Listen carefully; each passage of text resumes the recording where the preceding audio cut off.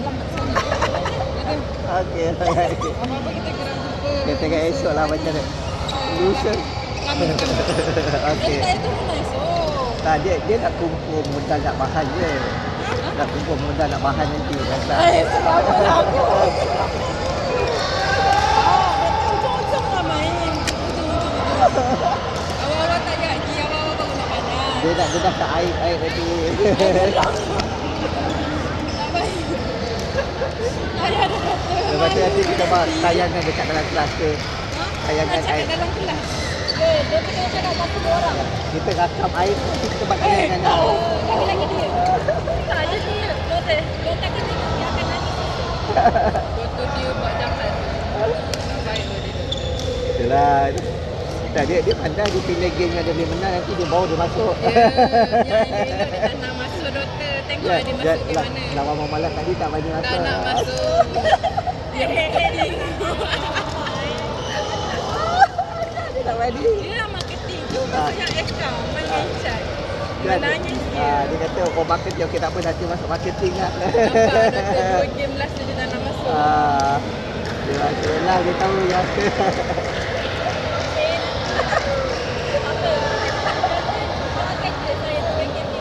Allah. Ya doktor kena doa kalau tak dia tak nak masuk kelas dah pasti. Pengili. Doktor tayar tu dah nak apa dah esok. Nanti saya masuk kelas saya tak cakap dah tak nak balik awal tayar. Saya datang awal esok relax. Tak apa, saya rakam je, jangan risau. Masuk. Dah tak dah. Dah habis dah. Lepak. Okey. Alah tak payah doktor. Geram lah. Kita buat lagi baik, buat live.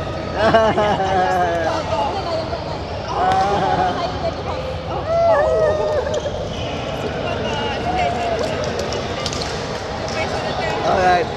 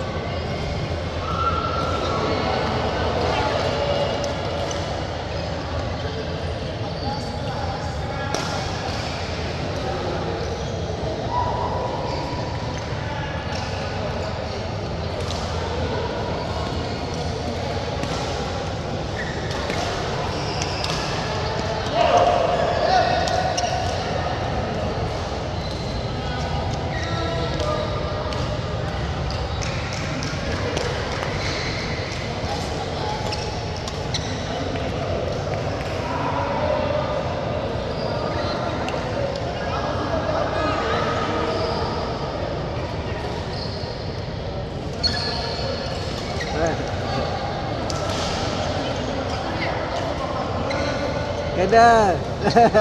Kena.